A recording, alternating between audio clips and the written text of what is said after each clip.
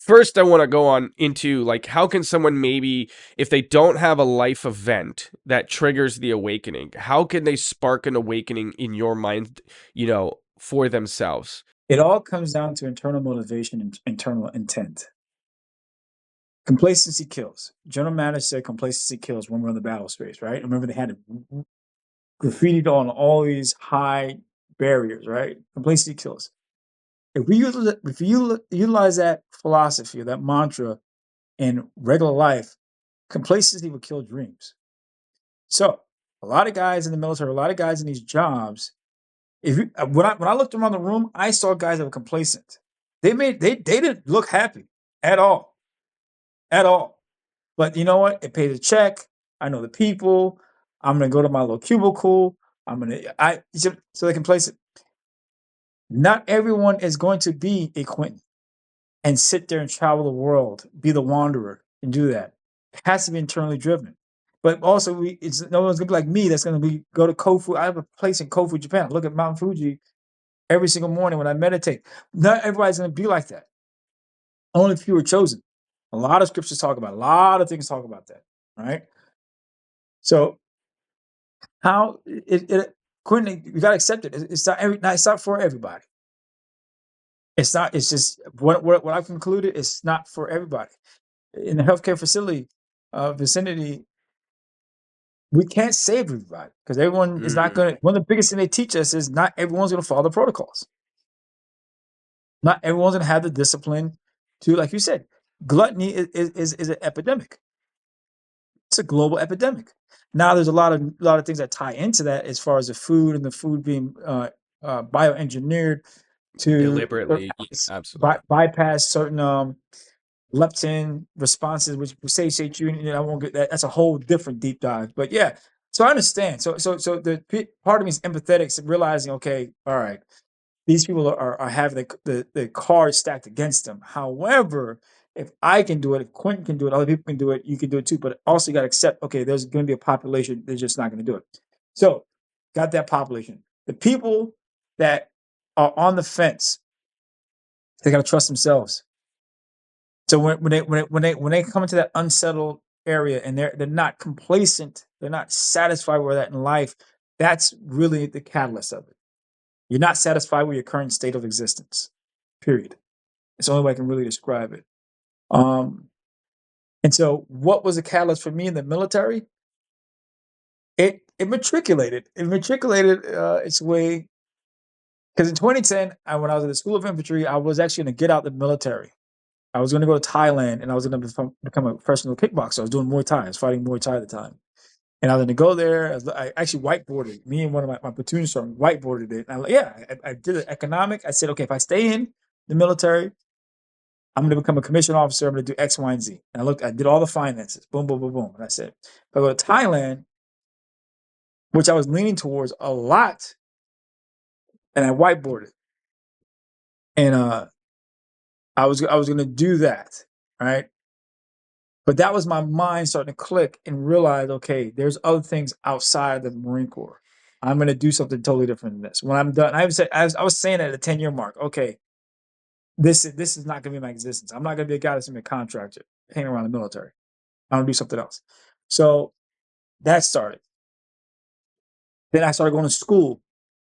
When I was fighting, I went and got my first strength conditioning program, right? And it was from a kinesiologist. I was like, what the hell's a kinesiologist? Like, what is that? Like, and when she was talking, it was on Camp Hansen Gym. Blew my mind, right? And she was the most professional coach I've ever had. And I was like, she had this packet and this, now she was enthused. So I was like, okay, I'm gonna do what she's doing. I said, I don't know what she does, but when I retire, I'm gonna do that. That started it, right? They planted a seed. Then I started going to school for kinesiology, right? I started going to school just in general. And then as time went on, my athleticism and my love for athleticism for reading. I already naturally read a lot of medical stuff.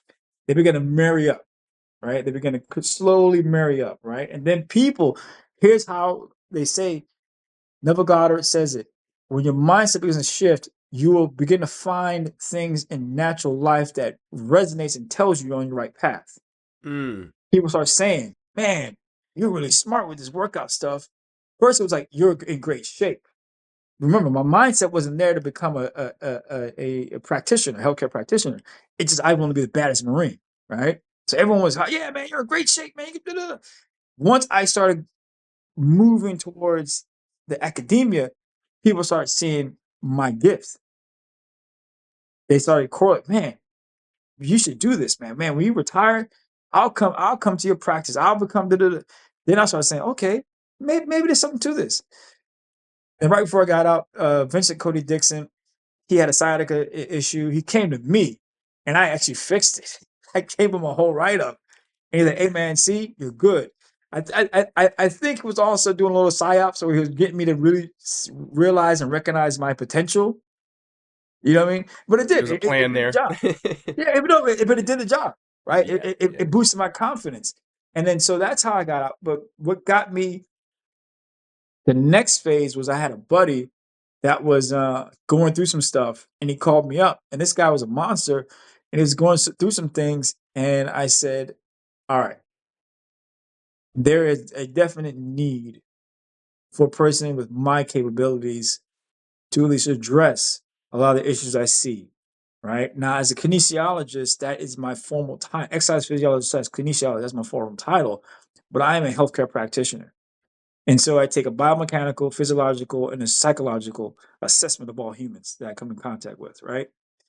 Am I a psychologist? No. Am I a psychiatrist? No. I have a degree in psychology, but no, but I've learned enough to help people with that. So my point is that got me to where I am now. So my goal is one, I'd help myself. I'm a Marine. So if I can't do it, how the hell can I tell you to do it?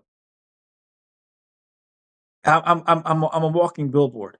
I will never, Quinton. I'm not a car salesman, so I won't sell you a Ferrari every day. I'll never sell you a Ferrari. You see what I'm saying, brother? Don't know about Ferraris. I like them, but I don't sell people on stuff that I don't know. I can help you to become better with yourself, better loving yourself. I can help you with that.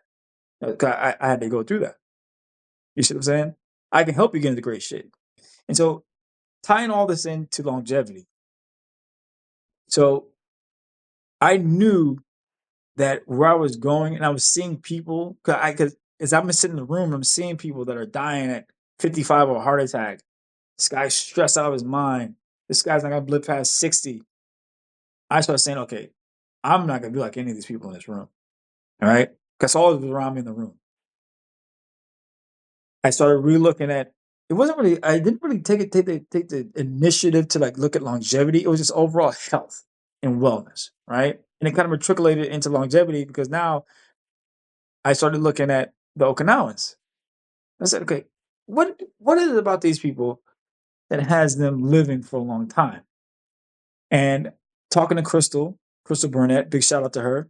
You know what I'm saying? Her and I going back and forth the correspondence. Mindset. Mindset is number one. Their mindset.